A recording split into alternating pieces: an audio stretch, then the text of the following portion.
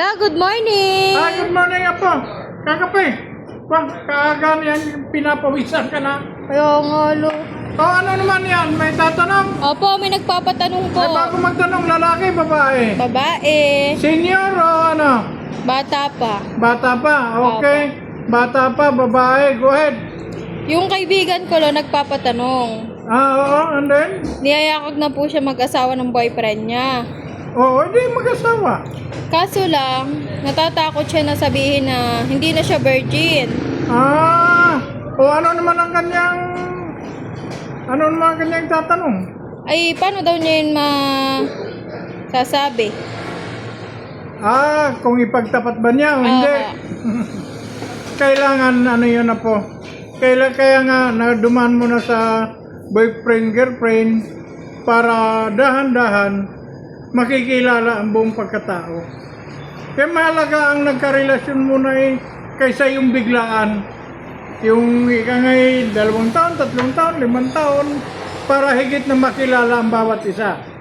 Ang isang virginity ng babae ay hinahangad na yan sa lahat ng lalaki. Pero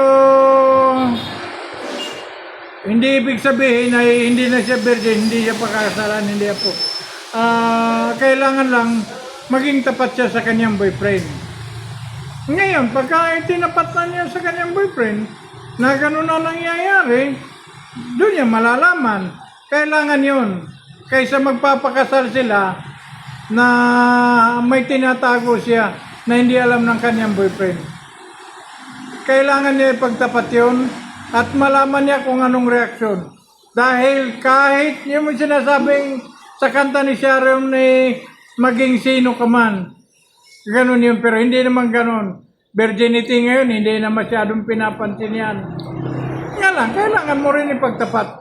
Dahil mapangasawa mo yan eh. Ang mga lalaki ngayon, hinahangad yan, pero tinatanggap na rin yan. Dahil ang mga lalaki, malilikot na rin eh. Ganon yun na po. Ang kanyang, maging tapat lang siya sa kanyang boyfriend at pag-uusapan nila yon. Yun lang, wala nang iba. Yun lang.